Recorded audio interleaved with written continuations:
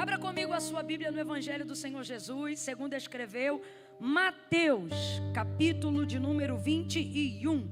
É a palavra que o Senhor me confiou para essa última porção nessa noite. Gente, a gente vai sair daqui transbordando. E é interessante porque a temática propõe leve e suave, não é isso? Qual é o tema que vocês estão trabalhando, não é esse? Leve e suave. Mas a sensação que a gente tem é que a gente tomou-lhe uma coça, não é não? E olha que eu nem estou aqui desde 9 horas da manhã. Só tiro de 12, canhão e bum, bum, bum, bum, bum. Eu, pá, pá, pá. E eu dizia, meu Deus, como é que a gente vai sair leve e suave? Aí a Lu, que estava ali do meu lado, cultuando comigo, ela virou e falou assim, é leve e suave. Eu falei, mas por que eu não me sinto assim? Por que eu estou me sentindo que eu tomei uma pancada? E aí o Senhor foi ministrando no meu coração. Porque primeiro você tem que pesar a consciência, criar substância na alma. E aí o caminho vai ficar leve, você suave, vai ficar tudo maravilhoso. Por quê? Você vai tirar os carrapichos, as martices que estavam em você, né? Que palavra, irmão. Você acredita que quando eu cheguei aqui, o Senhor falou comigo sobre Marta e Maria? E na hora que eu ouvi, eu pensei, nossa, que bênção. Então o Senhor quer falar sobre Marta e Maria. Aí separei o texto, Marta e Maria. Aí Eduardo me abriu aqui, Marta e Maria. Aí quando ele começou a pregar, eu falei, Deus usa quem quer. E eu pensei, e agora Deus, o que eu vou fazer? E eu comecei a interceder. Mais cedo também foi Marta e Maria? Meu Deus, que coisa linda. Mas aí eu não tinha ouvido. Aí como eu não tinha ouvido, eu não ia ter sabido. E eu não tendo sabido, eu não tomaria decisão nenhuma. Mas aí quando eu vi ele pregando, meu Deus, eu comecei a orar. Falei, Senhor, o Senhor falou com ele, fala comigo também de novo. E aí de repente minha oração ficou tão assim,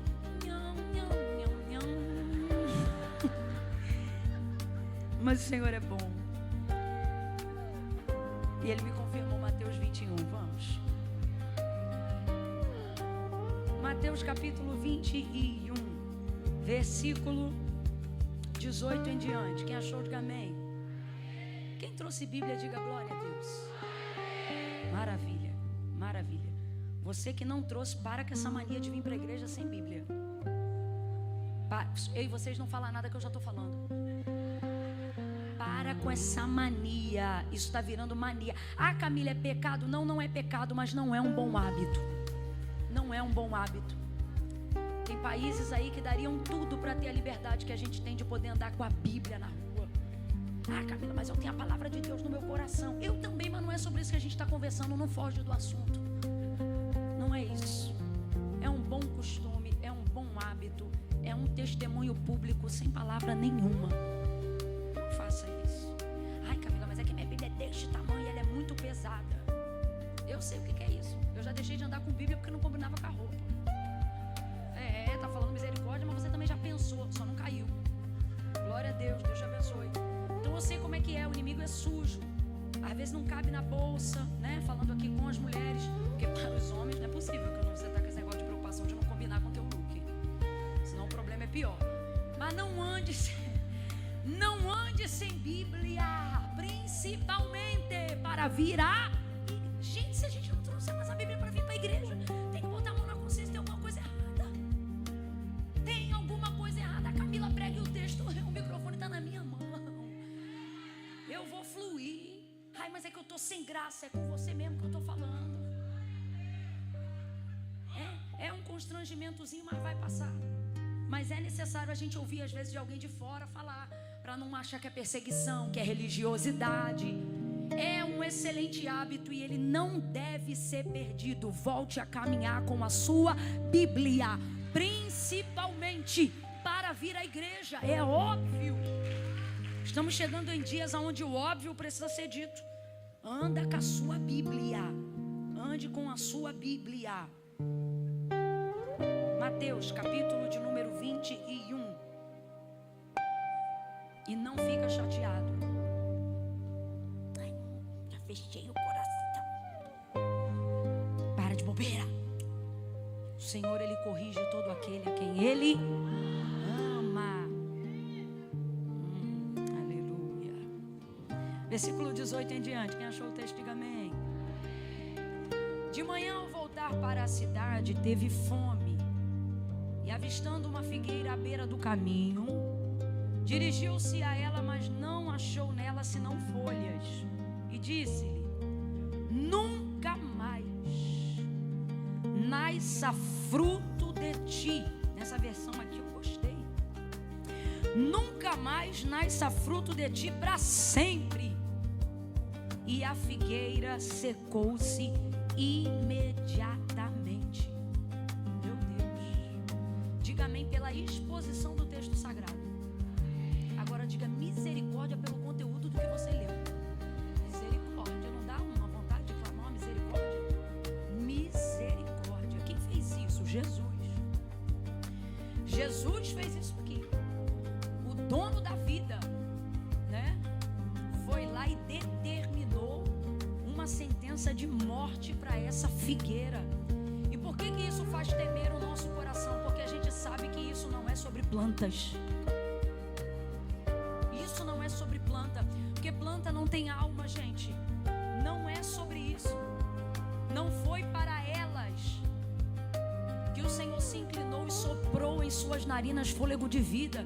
São maravilhosas, mas elas fazem parte do cenário da criação, que manifestam uma parte daquilo que Deus fez, mas elas não são o pináculo da criação. O salmista vai salmodiar no Salmo de número 8 e ele vai deixar isso muito claro, que o pináculo da criação, em primeiro lugar apontando para o Messias, é um salmo messiânico, e em segundo lugar apontando para nós, deixando claro que o objetivo do cuidado, da admoestação, da necessidade de termos o conhecimento de quem Deus é, tudo isso é para nós, seres humanos que fomos criados por Deus, almas viventes das quais pertencemos ao Senhor. Então isso é e foi, sempre será sobre nós, sobre a maneira como Deus se relaciona conosco, para que tudo sobre nós seja sempre sobre Ele. Tudo que passa por nós, tudo que Deus trata em nós, tudo que Deus quer fazer através de nós, é sempre para que no final isso reverta para a glória dele. O salmista vai salmodiar em uma outra ocasião, ele vai dizer assim: olha, os céus declaram a glória de Deus, o firmamento anuncia a obra das suas mãos. Um dia faz declaração a outro dia, uma noite faz declaração a outra noite, sem que haja linguagem ou fala, ouve-se o som da sua voz. Isso está manifestando como a criação adora a Deus sem dizer palavra alguma. Tudo já está pré-estabelecido para a glória do nome do Senhor. Agora, quanto a nós, há da parte de Deus, há da parte do Espírito Santo um trabalhar. Para quê? Para que nós tenhamos essa consciência, para que nós cheguemos a essa conclusão. Como assim, Camila? Vou te falar. O que me difere e te difere da criação, mesmo sabendo que também somos parte daquilo que o Criador fez?